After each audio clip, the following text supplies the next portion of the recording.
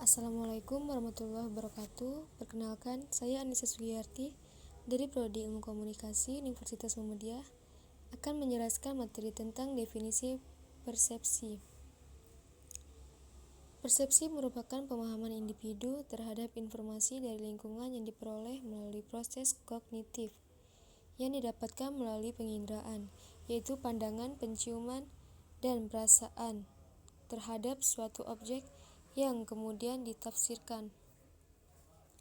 Persepsi adalah suatu proses pengenalan atau identifikasi sesuatu dengan menggunakan panca indera.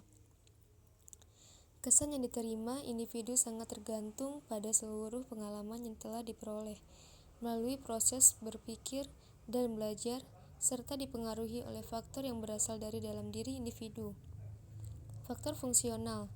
Beberapa faktor fungsional atau faktor yang bersifat person antara kebutuhan individu, pengalaman, usia, masa lalu, kepribadian, jenis kelamin, dan lainnya yang bersifat subjektif. Faktor struktural. Faktor struktural atau faktor dari luar individu antara lain lingkungan, keluarga, hukum yang berlaku, dan nilai-nilai dalam masyarakat.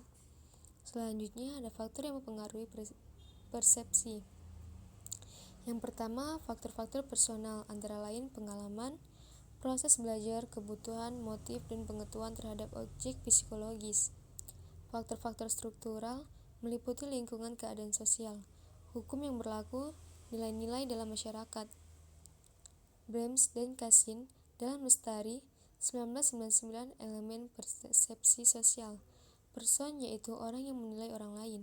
Situasional, urutan kejadian yang terbentuk berdasarkan pengalaman orang untuk menilai sesuatu.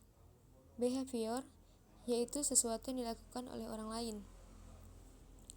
Ada dua pandangan mengenai proses persepsi, yaitu persepsi sosial, berlangsung secepat dan otomatis tanpa banyak pertimbangan orang membuat kesimpulan tentang orang dengan cepat berdasarkan penampilan fisik dan perhatian sekilas.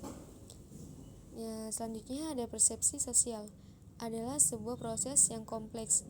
Orang mengamati perilaku orang lain dengan teliti hingga diperoleh analisis secara lengkap terhadap person, situasional, dan behavior.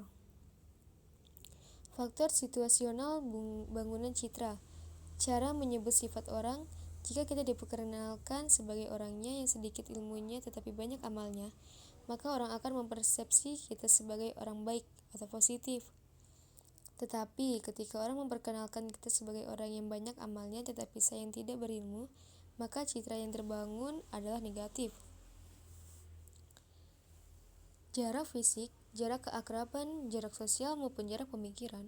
Orang yang bergaul akrab dengan ulama biasanya dipersepsi sebagai ahli agama, yang bergaul akrab dengan koruptor terkenal biasanya dipandang ikut kecipratan. Yang banyak berhubungan dengan presiden biasanya dianggap orang penting. Orang yang sering berbicara marxisme sering dipersepsi sebagai komunis dan sebagainya. Faktor personal. Adapun faktor personal yang mempengaruhi persepsi orang terhadap kita atau kebaliknya adalah pengalaman dan konsep diri. Bagi orang yang telah lama hidup bersama kita, jika dalam hidup kita konsisten dalam kebaikan, maka orang tidak akan percaya terhadap gosip negatif tentang kita. Selanjutnya ada konsep diri juga sangat besar pengaruhnya dalam berkomunikasi. Konsep diri adalah pandangan dan perasaan orang lain terhadap diri sendiri. Konsep diri biasanya bersifat psikis, fisik, dan sosial. Orang yang konsep dirinya positif.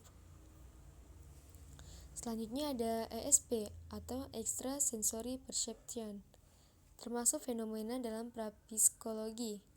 ESP 1. Telepati, pemindahan pikiran dan satu orang ke orang lain. Selanjutnya ada clairvoyance, kemampuan melihat pikiran seseorang dan apa yang akan terjadi dari jarak jauh. Precognition, persepsi akan kejadian yang akan datang. Psikokinesis, memanipulasi objek secara mental tanpa menyentuhnya. Contohnya, kehendak munculnya nomor dari dadu yang dilempar. Sekian materi yang dapat saya jelaskan. Saya akhiri. Wassalamualaikum warahmatullahi wabarakatuh.